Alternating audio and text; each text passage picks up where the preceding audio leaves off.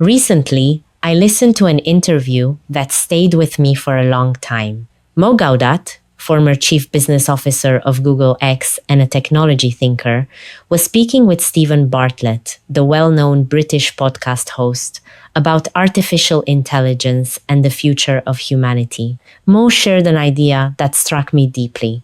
AI may be humanity's last great invention, because after that, more and more new inventions and breakthroughs may no longer come primarily from human beings, but from artificial intelligence far more intelligent than we are. Does that sound a little frightening? And yet, what I found especially interesting was this. When Mo looks further into the future, he is actually very optimistic. He believes that once superintelligent AI truly surpasses human intelligence and perhaps even begins to play a role in governing the world, it may create a world that is more rational and more fair than the one human beings govern today, because war, hatred, exploitation, and the destruction of our environment may appear, to a truly advanced intelligence, not only terribly inefficient, but perhaps even absurd. At the same time, Mo predicts that before we reach that better AI future, humanity may first go through more than a decade of intense disruption, perhaps even a dark period.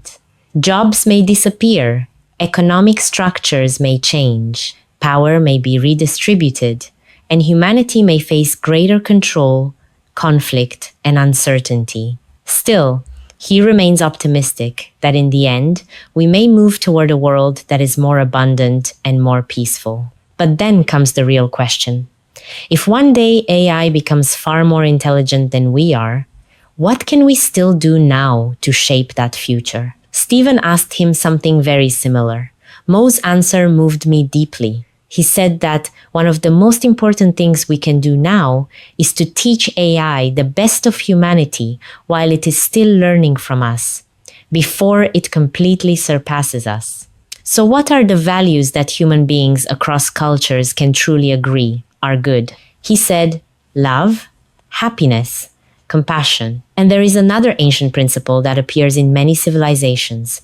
Treat others the way you would want to be treated. When I heard that, I smiled, because more than 2,000 years ago, Confucius had already said, "Do not do to others what you would not want done to yourself." Ancient Eastern wisdom, more than 2,000 years later, has somehow met one of the most advanced questions of artificial intelligence. And that gave me another thought. Perhaps we have always assumed that human beings are training AI.